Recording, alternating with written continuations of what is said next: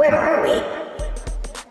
This is Mark McNeese in New York City, and you're listening to Age to Perfection, brought to you by lgbtSr, where age is embraced and life is celebrated.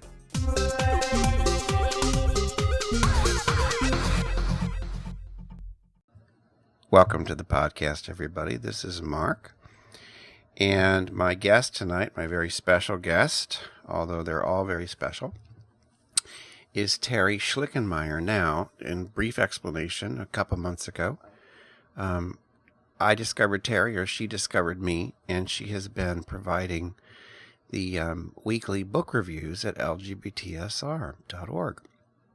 I love them. I love the fact that there's a variety of them. It's all different kinds of books, and I try to choose the unexpected. But Terri, hello, how are you? Terry's on the line. I'm good, thank you. How are you? I'm good.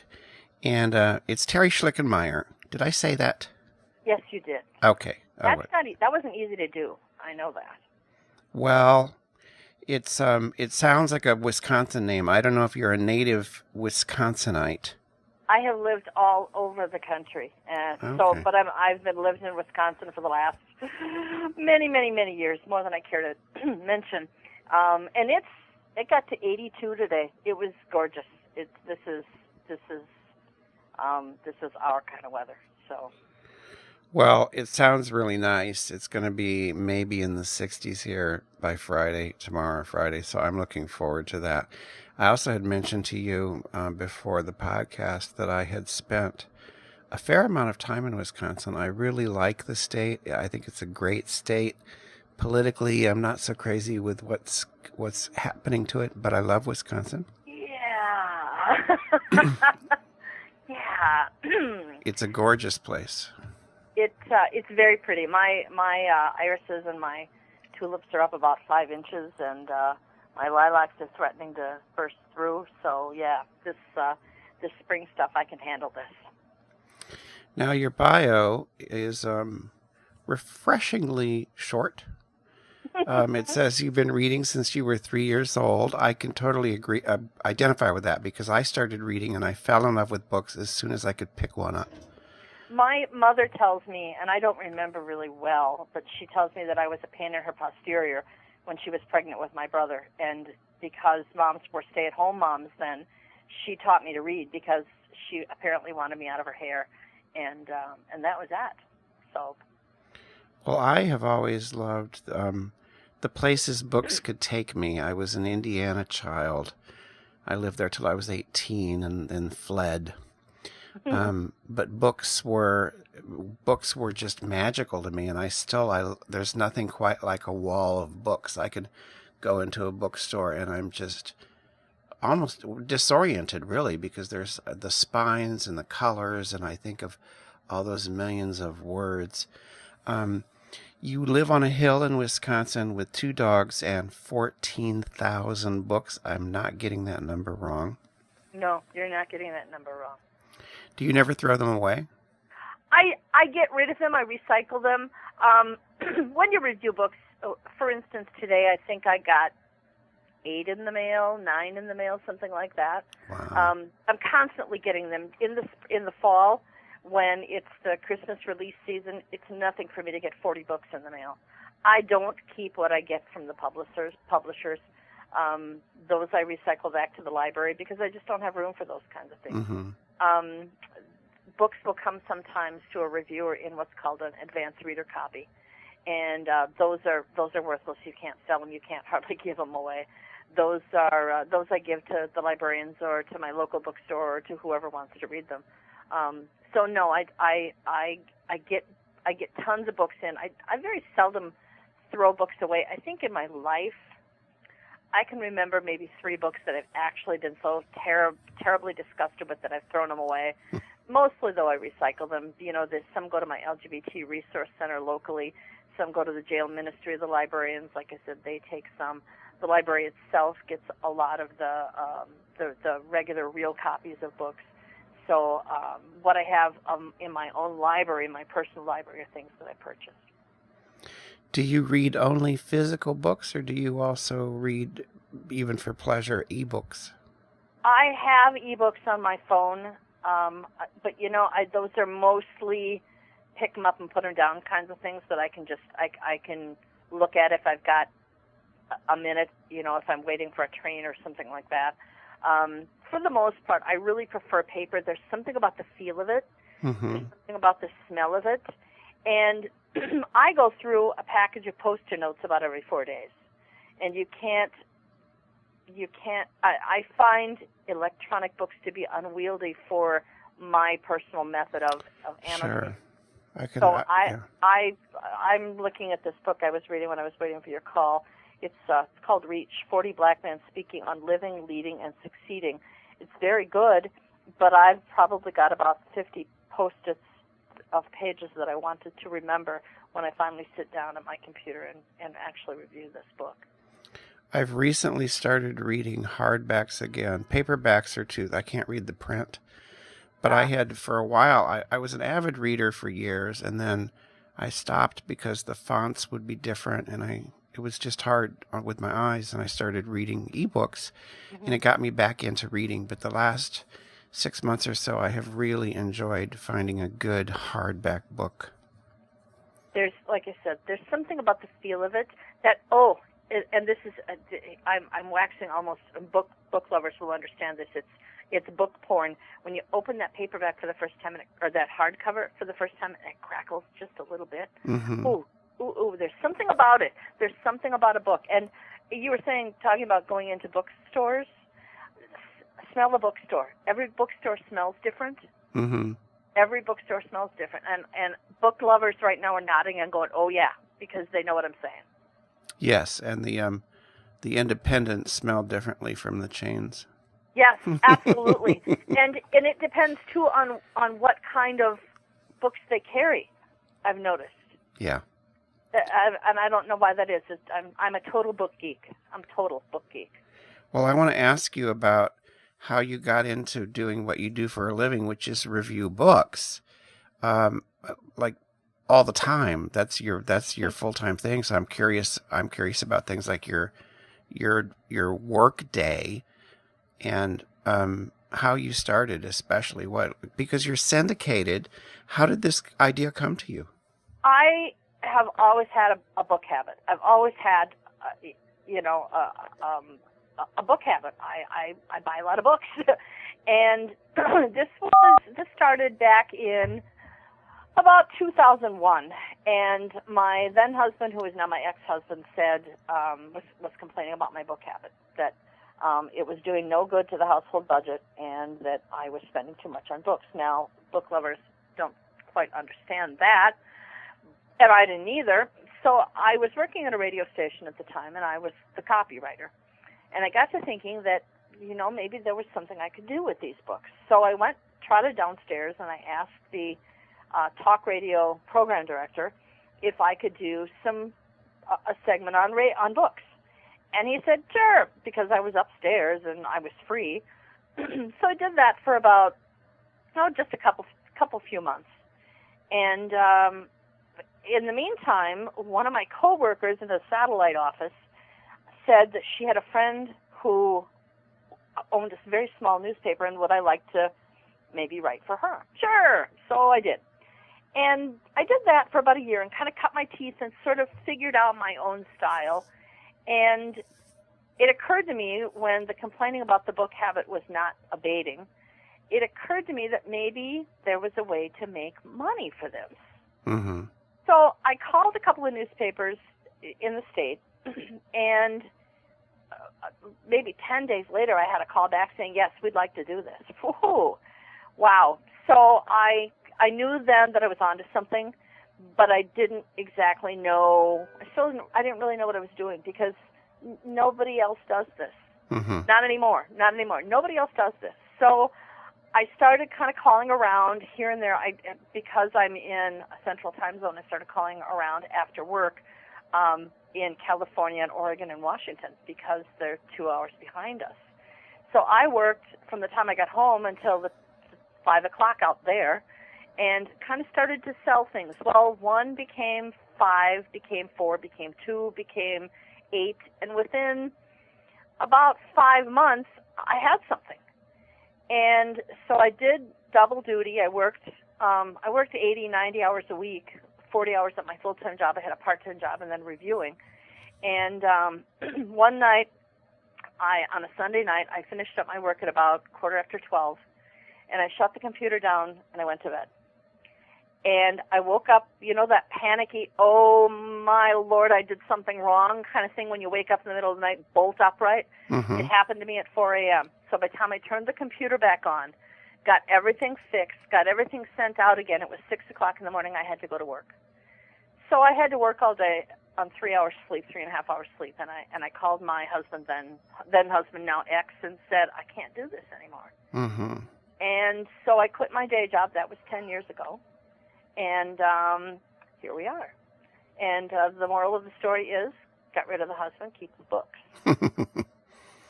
Well, I love stories like that. I really do. They inspire me because I put out a website, I do a podcast, I write a mystery series, I publish, I do all this stuff, and I have to do it in about a 2-hour window every morning. Yep, and I never gave myself, I am the first person to say, I absolutely didn't have a clue what I was doing. And bless the people who took a chance on me and said, yeah, okay, we like what you're doing. You're kind of an idiot, but we like you anyway. And that really got me going. That gave me that I've had people who have reined me in and said, look, you can't write this. I have very good friends that I can send things to and say, look, am I way off base here?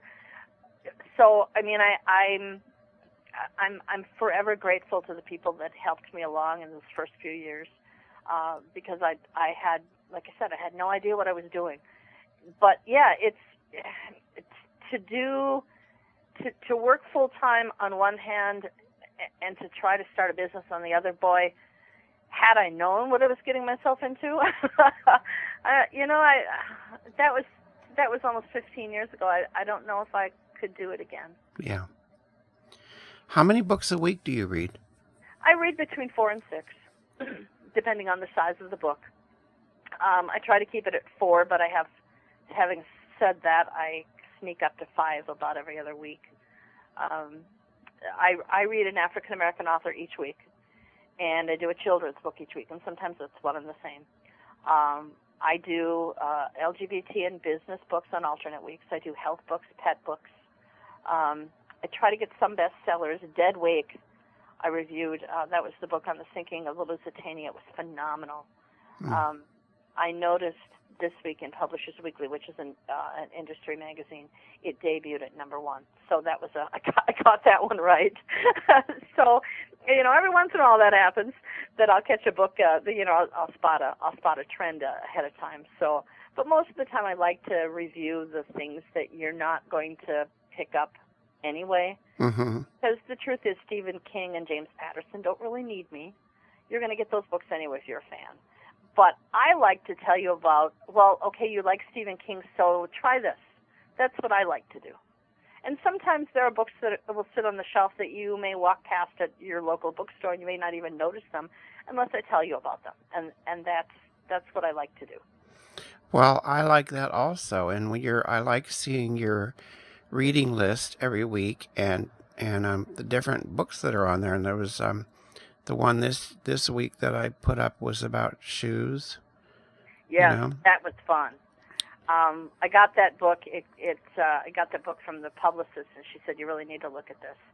And when I got it, it was one of those things where I thought, absolutely. It's got all kinds of colored pictures of all kinds of shoes and a history, basically, of footwear. And that was really kind of fun. So does that also mean that you're writing that number of reviews? Yes. Okay. There's every once in a while. I had a book last week that shall go unnamed, and it was a 276-page book, and at 202 pages, I realized suddenly that I really didn't know anything more about this subject than I did when I started, so I ditched the book. I will do that. I will ditch a book in a heartbeat, because sometimes life is too short to pick up a book that's bad. Oh, yes. I have no problem not finishing books. For me, it depends on how far I am into it. Usually the tipping point is about 20 to 40 pages. This one, I thought maybe it was going to get better, and out of inertia, on Friday night, I just kept going and going and going, and finally at 11:45, I looked up and said, this is ridiculous. So I ditched it. And I'm not afraid to say things, tell you if a book is bad. Because, again, life is too short to spend good money on a bad book. Right. Do you, my last sort of work schedule question, do you read for a certain amount of time and then stop and write a review? Sometimes. I might, well, like, for instance, this book on black men speaking on living, leading, and succeeding, I may start the review before I finish it just to kind of get that first initial thought down on paper, and then I'll finish the book. But this is a bunch of short chapters on very successful black men who have given back to the community and who have started foundations and work with their communities. And so, I feel okay starting that in the middle of this, and sometimes I will. Usually with novels, I'll wait until I'm done. I don't take as many notes with a novel because it's usually easier for me to remember that. Mm-hmm. And then there are some books where I just totally wait until the end, and then I sleep on it and kind of mull it over a little bit and chew on it, and then start doing something the next day. And I get the feeling that you're probably well known in the industry. I'd like to think I am. I'd like to think I am. I have very good reputations with the Publicist. And so if I need something, I can contact someone. And some of them are very, very, very good friends of mine now. I've met them. We've worked well together. We've met at conferences, and and I know these people. And they know that I'm going to be honest with you if I read a book of theirs that I don't like. So, and there's nothing shady about that. They happen to send me the books that they get, and sometimes I can't use them, and sometimes I can. And I mean, this is on the up and up. I'm not getting paid by them or anything like that, but they are the way I get books. Mm-hmm. Do you have a favorite genre or subject matter? And also, I guess I'd have to ask, do you read for pleasure? It's a job, but I don't read for pleasure very much. Maybe 2 or 3 books a year. Mostly it's things that I can pick at, a little bit here, a little bit there. I love this, again, it goes back to my book geekiness. I love medical stories. If I get a good medical story, I'm in hog heaven. Mm-hmm. I also love trivia books. Love them. At one point, and this was quite a few years ago, I had every trivia book ever printed up till that date, but I kind of got lax a little bit. I don't have so many anymore, or at least not, compared to how many there are out there. Mm-hmm. But yeah, I love trivia books because I like the pick it up and put it down feeling of them. I don't have to read. I can browse. I can, go from page to page or whatever. And I have a curious mind, and that sates it. Now, here's an interesting, sort of almost personal question, but how did you find my website? I go, when in between calls, and I go through a set of phones about, every 6 to 8 months. I wear phones out because I'm constantly calling around to newspaper editors and blogger editors and website editors and trying to sell my column. I need the editors. I mine Google and search engines. I'm constantly looking for new publications, mm-hmm. and you showed up there. Well, I'm glad I did because I really like having the feature there. I try to have interesting things on the site because it's not a service-oriented site. It's not a place to go to find out, a list of, mm-hmm. I always use, like gay-friendly nursing homes. That's not what I do. Mm-hmm.